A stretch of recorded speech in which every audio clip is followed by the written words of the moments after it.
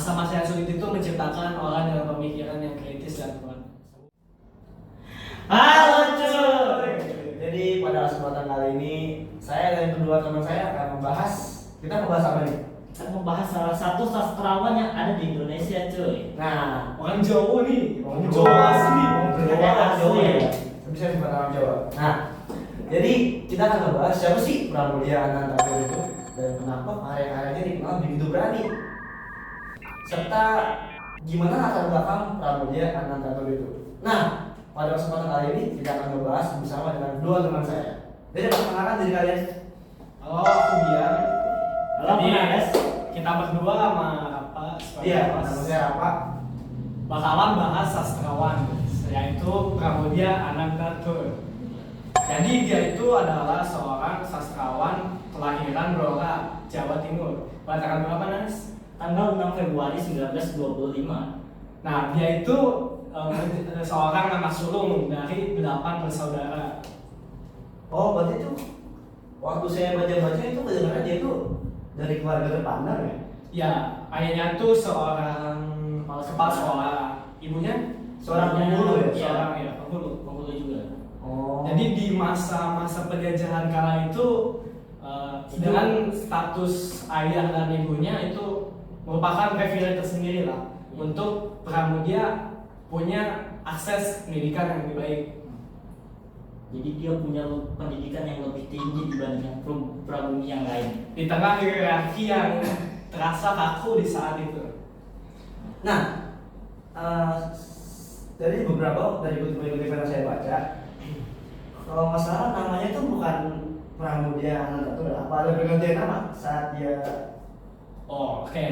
Jadi nama aslinya itu Pramudia Ananda ya. Iya, Ananta Mastur. Jadi Oh, Mastur. iya, Mas. Jadi yang bilang itu cuma Masnya doang nih. Kenapa? Jadi kan kalau di Jawa tuh Mas tuh kayak apa ya? Buat memanggil cowok gitu. Memanggil yang cowok, lebih, yang lebih tua istilahnya. Apalagi kalau di zaman dulu tuh kan Mas tuh kayak suatu apa ya? Yang dihormati lah. Apalagi di zaman penjajahan Mas tuh kayak istilah apa ya? Kalau orang tuh dia punya status sosial. Berarti dihilangin emasnya itu biar dia itu kayak sesama. Supaya nggak aristokratik gitu ya? Iya. Ya. Biar tidak kaku lah dia, biar bisa bebas berekspresi dengan tulisan Bisa bergabung dengan masyarakat. Kalau ngomong soal pendidikan seorang Pramudia Anantatur itu gimana sih? Soalnya kan zaman dulu kan tuh lagi marak kan zaman penjajahan ya, pasti susah dong, sulit buat menempuh pendidikan yang sampai kayak zaman sekarang. Iya, beda banget sih. Gimana sih kisah pendidikan dia? Jadi Pramudia ini kita sepakat aja ya panggilnya Pak Pram aja biar Iya, Pak Pram. Iya, biar lebih enak aja lah. Di Indonesia Indonesia kita sudah simple. Kita kan simple. Zaman sekarang kan sebenarnya simpel-simpel ya. Iya. Jadi dia tuh sempat sekolah di Budi Utomo dan apa ya kayak sekolah pelatihan buat kerja di radio gitu. Radio. Selama setahun kurang lebih sebelum Jepang menginvasi. Jadi dia tuh sebetulnya ijazahnya sudah mau dikirim ke Bandung, cuman gara-gara invasi Jepang ini kayak dia tuh tidak lulus atau gimana? bukan tidak lulus sih, jadi dia tuh sebenarnya udah lulus, cuman ijazahnya tuh Ketahan. ya, ketahan. Iya. Kayak ijazah gitu. Oh iya, ya. Tapi ini beda ini. Nggak usah disebut lah, ya. Jasa Semua, Bu. Iya. Itu yang di sini juga tahu kayak itu. Ini yang di bawah kamera tahu nih. Ya, lanjut. Jangan ngomongin lagi. Oh ya, selain dia itu dia menempuh kuliah dengan mempelajari apa ya? Dia tuh mempelajari sosiologi, filsafat dan sejarah kalau nggak salah saya baca. Thank you. Berarti kayak bukan gitu. Ya jadi makanya tulisannya tuh mungkin penuh dengan perjuangan dan kemanusiaan karena yang dia pelajari filsafat, sejarah sama sosiologi. Jadi kalau kalian baca deh tulisannya, isinya tuh tentang kemanusiaan dan perjuangan. Makanya ada ilmu sosial yang tertanam. Ya, sosial. Makanya dia tuh kayak orang tuh kayak berpendidikan banget ya. Tuh. Pas saat masa-masa kemerdekaan Indonesia ya, pas proklamasi itu dia tuh ada di Kediri nggak sih? Kayaknya sih. Kalau dari Google saya baca sih kayak ada ya. Ya dia itu waktu Ya dia ngapain sih? dia tuh ketika proklamasi dia ada di Kediri. Nah, kan setelah proklamasi itu kita tahu Belanda invasi lagi ya tahun 46 kalau nggak salah. Nah Ada itu sih, dia ya. join TKR, Tentara Oh. Keamanan Rakyat. Lu dia memperoleh pangkat apa tuh? Letnan ya? Letnan Ya. 2. Oh. Dia dari seorang pemikir Yang jenius. jenius juga, dia ikut angkat senjata dan memperjuangkan kemerdekaan secara fisik. Membela Indonesia. Jadi bisa kalian bayangkan bagaimana isi bukunya seorang pemikir sekaligus yang pernah melihat peperangan secara langsung di depan mukanya sendiri. Membela tanah airnya sendiri. Jadi pas tanggal 22 Juli 1947 tuh dia ditangkap sama militer bendahara Belanda ya. Belanda typo ya. Ya. Itu beneran apa gimana? Saya Ya, itu beneran sih. Dia tuh ditangkap pas mau nyusul ke Jakarta. Nah kebetulan dia bawa surat rahasia. Dia tuh isinya tentang bukan dokumen gitu dia ya. Ya, dokumen rahasia negara. Doksli pemberontakan. 2 tahun kan tadi? Iya, udah Ya, tahu. 2 tahun. 1947 sampai 1949. Selama di penjara tuh dia ngapain aja sih? Dia tuh Nggak mungkin kalau dia itu di ruangan yang apa sel berdiri diam nggak ngapa-ngapain nunggu hukumannya selesai kan nggak mungkin. Jadi Awalnya itu kan filosofis banget gitu. ya sebagai orang yang berpikir kritis dan punya pendidikan, dia menulis lah karya sastra, beberapa karya yang saat ini bisa kita baca. Oh, makanya dari itu sekarang tuh ada beberapa dari buku-buku buatan dia itu ya. Ya, dia selama ditahan atau sama Belanda itu dia menulis, bisa bayangin dia menulis di di tengah gempuran marak penjajahan. Ya. Ketat lah pokoknya tumpukannya nggak tenang lah zaman dulu. Dulu yang di penjara orang lain ketakutan apa ini dia Ya. nulis di bawah ancaman siksaan Belanda. Berarti memang zaman masa-masa dia itu memang benar-benar mental dibentuk gitu ya. Ya dia tentu saja mentalnya Kuat udah- sih. Karya-karyanya yang ditulis selama di penjara tuh apa aja sih? karyanya tuh yang paling terkenal sih ada lain perguruan bumi manusia sama apa lagi terus yang kamu tahu deh. Anak apa tuh namanya ada pokoknya dia nulis tentang cerita dia di Blitar. Blitar. Ya, lupa namanya itu. Rumah kaca. Oh cerita dari Blora kali. Oh iya, Ya, itu cerita dari Blora. Ada beberapa cerita-cerita buku-buku yang dibuat tuh dilarang di Indonesia gitu ya. Oh iya itu karena tulisan-tulisannya tuh dianggap kontroversial. Kenapa? Karena apa ya? Mungkin ada beberapa Iya, karena melanggar gitu ya. Yang dianggap pelanggar. Iya, Terus dianggap juga dia kan masuk ke apa ya kayak Anggota sastra Iya, Indonesia yang di bawah Oh. naungan PKI. Oh. Pada Jadi, waktu itu makanya dianggap buku-bukunya itu terlalu bahaya untuk dipublikasikan atau diterbitkan di Nusantara. Nah, anehnya di negara kita itu kan dilarang ya, tapi di luar negeri dia itu sampai diterjemahkan ke beberapa negara asing, terutama bahasa Belanda atau bahasa Inggris. Jadi dia terkenal di luar negeri tapi dilarang di kita. Aneh kan? Negara kita aneh banget. Kalian capek ya di dalam ya? di band jadi Sama lo berdua Pak capek. Prabowo. Prabowo, siapa yang mau Prabowo? Jemput-jemput presiden jadi ini. Terus ngomong-ngomong dia tuh apa bener dia dipenjara cuma 2 kali? Saya dengar tuh dia waktu itu diasingkan ya apa gimana? Diasingkan ke Pulau Buru selama 10 tahun kurang lebih. 10 tahun? Ya dia waktu itu udah berkeluarga ya Mas? Oh udah nikah berarti ya? Iya dia udah punya anak juga.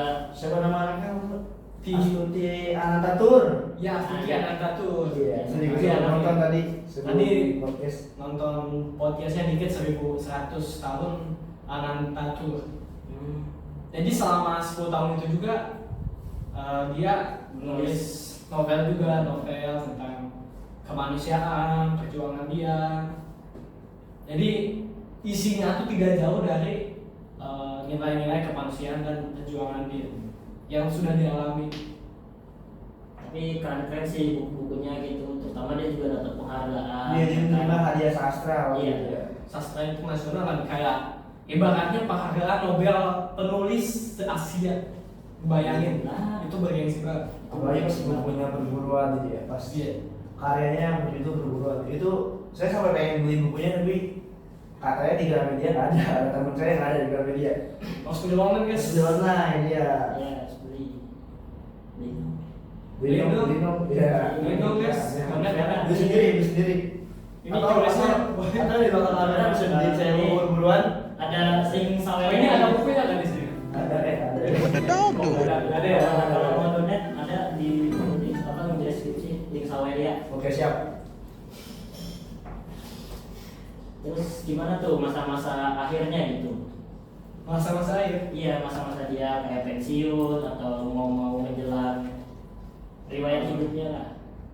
Dia setelah di apa ya, kayak bukan dibebasin sih, setelah masa pengasingannya selesai dia kembali walaupun dengan perasaan tidak bebas. Maksudnya ngerti gak sih, kayak Oh, itu udah bilang masih terkurung gitu. ya manusia bubu dia kayak Nah, kalian sering tahu kan yang manusia buku itu apa? bubu tuh apa, saya tahu gak guys? Nah, buku tuh kayak apa ya? Alat penangkap jaring ikan pada zaman dulu tuh sempat disebut-sebut ya.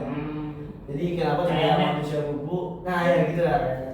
Dia tuh karena dia terperangkap. Manusia bubu yang berarti orang Masih- itu terperangkap, gitu masih bebas. terkurung. Iya, Karena ada apa ya, kayak dia tuh dicap sebagai dalam tanda kutip orang-orang tuh dia nggak tuh penjahat, walaupun memang sebetulnya dia tulisannya hanya tulisannya aja yang kontroversial, cuman padahal karya-karya itu benar-benar Iya.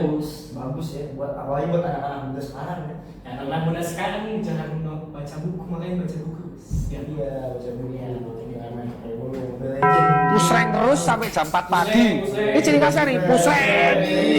Pusreng. Maghrib. Buka. Saya tuh di dekat. Tunares. Saya ini dokter gila, ini dokter Tirta. Iya. Ini dokter BPJS nih, dokter BPJS ini dokter pribadi. Nah, gimana tuh lanjutin tadi tuh akhir kisahnya dari apa Pramudia Anantatur. Jadi beliau tuh wafat tahun 2006 di Jakarta. Tanggal berapa ya tepatnya? Bulan apa ya? Berarti bulan bulan kayaknya cuma lupa ya. Saya baru lupa ingat ya. Pokoknya Pokoknya tahun tahun 2000. Ya sedikit dikit gak apa ya, gitu tahu. Iya. sedikit gak apa-apa. Jadi dia wafat dengan meninggalkan karya-karya yang sangat apa ya? Sangat apa itu namanya? Sama inspiratif. Inspiratif. Ya, inspiratif. Jadi intinya Pramudia anak-anak tuh benar-benar menginspirasi ya. Ya. Menginspirasi tentu. Bukan cuma buat anak-anak muda, buat orang-orang dewasa, orang tua juga pasti mereka menghargai tokoh Ya itu. apalagi orang tua, apalagi yang sudah berumur pasti kayaknya tahu dengan Ya, real sama ininya. ya lebih mengenal daripada kita Gen Z yang emang sudah mulai melupakan karya-karya klasik. Ngomong-ngomong tadi yang wafat kan kita kan lupa ya wafatnya kapan. Nah itu tadi saya searching dikit, itu dia wafat di Jakarta tanggal 30 April ya. Oh, 30 April 2006. Udah 20 tahun. Iya 20 tahun, sekarang 2006. Terus dan tahun kemarin itu 100 abad mengenang Pramudia. Pramudia Anantatur. Gak kerasa ya? Iya, ada sih gak terasa udah 20 tahun beliau meninggal. Kita sudah deh. Ya. Terus ya dia juga dikenal sebagai sastrawan yang sangat sastrawan besar lah. Namanya Ternama. Ya, ternama karena banyak novel-novelnya yang inspiratif gitu. Nih sebab saya nih apa kan udah nanya nih ke kita berdua.